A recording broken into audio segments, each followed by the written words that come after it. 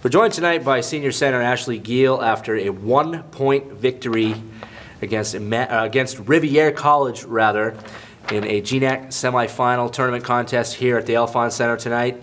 Ashley had 20 points, 10 boards, 4 blocks, and 3 assists in the victory, 59-58 to score. What's going through your mind right now? You're headed to the championship game. It's surreal, to be honest. Like we came up here to do our after-game talk, and I don't think it's hit me. I think it will hit me once we get on the bus or when we come to the gym, depending on who wins tonight for the other teams. But we've never made it this far. So the furthest we made it was last year when we hosted, and then we lost in the second round, was it? Mm-hmm. And that was the furthest a girls team has ever gone here, and now we're going to the finals, and it's ridiculous. The furthest the women's team has gone since joining the GNAC. Yes. Of course, years ago it was one of the top programs in New England, and it looks like you're getting back to that point. Yep. Tonight, a very physical game. I mean, that bruise might not be from tonight, but it might have got tapped a few times too. Very physical team. Riviere, last time you guys played them was kind of a blowout. What was the difference between that game and then what happened tonight? When we played them before, we completely shut down the sisters, number 3 and 5. They didn't have half as many points as they normally average. So tonight they came off, they hit a couple threes, they got a few more shots up. So not that our defense was worse than it was, but I think when it comes to this time of the year, like, we both wanted that game. They played better. Everyone plays to their highest potential. Like, you're going to get more points. They're going to score. And last game we held them to few, but tonight they played their game, and we just had to compete with it with defense. They actually took the lead. It was like their only lead of the game, or only lead of the second half for sure, when Jacqueline Penniman hit a three-pointer. Number 3? No, it was number 20, I believe, that hit the three-pointer, right? Oh, yeah. Yeah, to 58, 50, what was it, 58, 55 or something, 58, 56. And then seconds later, she fouls out. And she's a good player. She's a good post player for them. Just talk about, did that kind of change the game plan a little bit, or did that change the game for you? I think it did, because the way she plays defenses, she helps a lot, and she knows I'm not going to take outside shots. So when I'm moving around, she knows just where to stand. She helps. She drops down. So she's always almost in the way in the paint. So when she had to come out, they had a smaller girl on the court, so they had one shorter girl who was guarding me. Yeah. I think one of them might have been guarding Megan, so it completely changed their game plan because they didn't have as much height, and like she rebounds and the other girls aren't as big, obviously, so it was just to our advantage. And Penniman's one of the top shot blockers in the conference. Yep. And so that certainly seemed to have an effect, although it was very, very late in the game. Now that huddle, that timeout to kind of set up that final play, what did Coach McDevitt talk about? What was going on in that huddle? How was the energy in the huddle?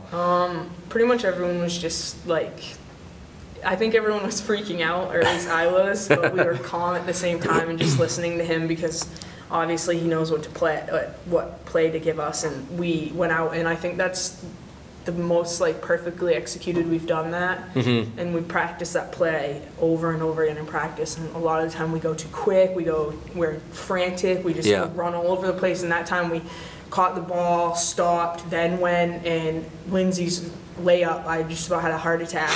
I was on the other side of the hoop in case she missed, because I was like, I have to get this rebound, because my girl was helping, so I kind of snuck in behind, but then she put it in, and I was sprinting as fast as I could on defense. Well, when you needed it most, the most critical moment, you guys got it, and you executed it perfectly. Some dominating stats in this one, rebounding particularly.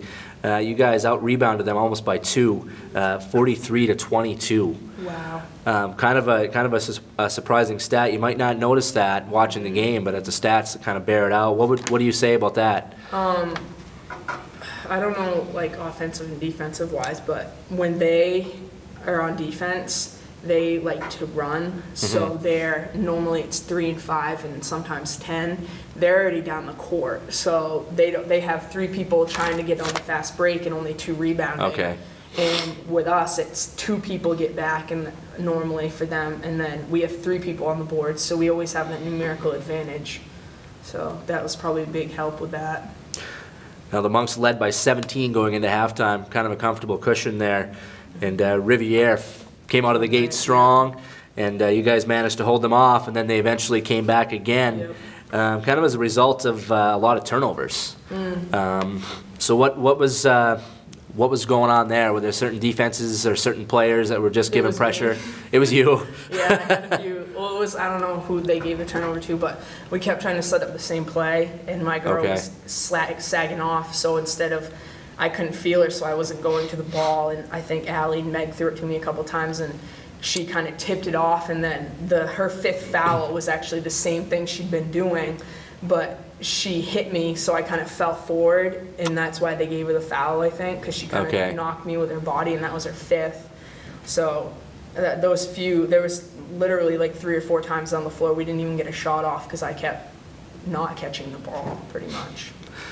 And what point in the game did you get your 4th foul? I didn't look at the... I think it might have been with like 4.5.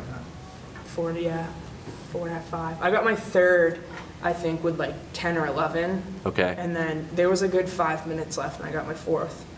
But number 20 had her 4th too, so it was kind of like... Kind of equal. Yeah. But what does that do to you in your game when you get your 4th foul and you know that one more and you're out? It calms me down because... Really? Well, it not essentially calms me down, but then I know that I can't take the risk of blocking someone's shot, or I can't take that chance of like going into someone's body. Yeah. So I have to stay straight up. I have to face the basket and make a move. And it's obviously a disadvantage because if something happens then I'm gone, but it certainly makes me focus more on what I'm doing, I guess. That makes a lot of sense. Yeah. So now you guys are advancing to the championship. Yep. First one in 5 years as a member of the GNAC. Manual and Suffolk are playing right now. They started at 7 o'clock. Manual's the top seed, Suffolk's number 4. So if Suffolk manages to pull off the upset, you guys would host, but we'll have to wait and find out.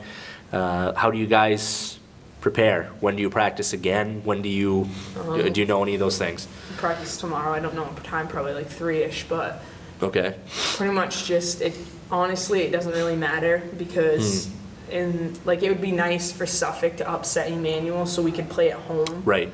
But even if that weren't to happen, it's still a championship. It's a new game. It's the last game of the year. Like, you are, I don't even know, you're all out, you're on the floor, you're going after every ball, you're trying to hit every shot, get every rebound. So no matter who it is, it's going to be a tough game. It's not going to be a blowout. It's going to be a game like this. So it's just us keeping our heads up, being confident, and playing our game pretty much. Well, regardless if you guys play here in a championship, which we all hope for, or down in the Boston area, certainly to have a large following. I know you guys will have a lot of parents and fans and probably fan buses and things like that going down to help you guys out and kind of turn around an advantage by perhaps Emmanuel if they pull off the victory there. But we'll find out later tonight. You guys will be watching the GNAC website for the scores. Checking stats. And Ashley, one last thing I want to mention is you had 4 blocks tonight, puts you over 200. The only player in program history, have 1,000 points, 600 boards, and 200 blocks. Congratulations with that. I know people are always telling you your stats, and so now you've reached a plateau that no one here ever has. So congratulations on that as well. And congrats on the win, certainly, and best of luck in the championship game. Thanks. Thanks.